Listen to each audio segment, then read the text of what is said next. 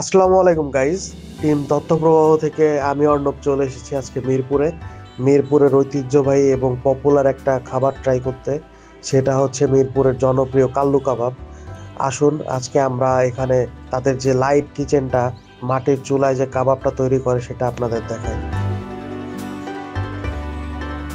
কালু কাবাবের মূল আকর্ষণ হচ্ছে তারা একবার যে তেলে কাবাবগুলো তৈরি করে ওই তেল দ্বিতীয়বার ব্যবহার করে না, ওই তেল তারা ফেলে দেয়, তারপরে আবার নতুন তেল দিয়ে নতুনভাবে কাবাবগুলো তৈরি করে।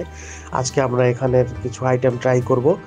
আর স্বাদটা আসলে কেমন, নাকি মানুষ এখানে শুধুমাত্র নামের উপরেই আসে, এটা আজকে আপনাদের জানাবো। এখানে মূলত দুই ধরনের কাবাব পাওয়া যায়, বিফ চাপ এবং চিকেন চাপ।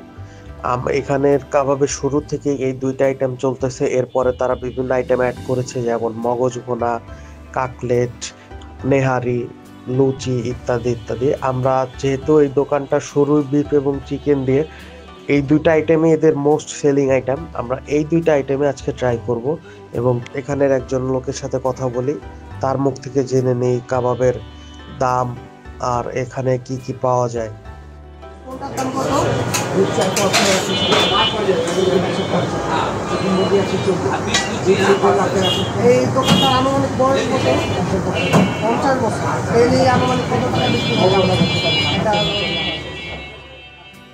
তাদের বিফ চাপটা আসলেই অসাধারণ, এটা শুধু শুধু তাদের মোস্ট সেলিং আইটেম না, এটা অনেক জায়গায় দেখা গেছে বিফ চাপ খেতে গিয়ে দেখছি বিফটা একটু শক্ত আছে, কড়া হয়েছে, অথবা হচ্ছে নরম আছে বাট ওয়েল কুক না। তাদের চাপটা টোটালি ওয়েল কুক এবং শক্ত হয় নাই, বেস্ট জুসি আছে। চিকেন চাপটাও একদম ঠিকঠাক আছে, বাট আমার কাছে অলওয়েজ বিফ চাপটাই তাদের সেরা লাগে। আরো যে আইটেম গুলো আছে ওগুলাও যে একেবারে খারাপ বিষয়টা এমন না, ওগুলাও ভালো। আমি ট্রাই করেছিলাম আগে একবার, মগজটা ট্রাই করেছিলাম, কাকলেটটা ট্রাই করেছিলাম, বাট এই চিকেন চাপ আর বিফ চাপের কাছে আসলে অন্য কিছুই না। তাদের খাবারের দামগুলো বলতে গেলে, তাদের বিফ চাপটার দাম 160 টাকা, চিকেন চাপটার দাম 150 টাকা, এবং মগজ প্রতি প্লেট 300 টাকা, আর কাকলেট প্রতি পিস 60 টাকা। আমার কাছে মোটামুটি বিফ চাপ আর চিকেন চাপটা দাম অনুযায়ী বেশ অধিক লেগেছে, এটা আসলেই ভ্যালু ফর মানি।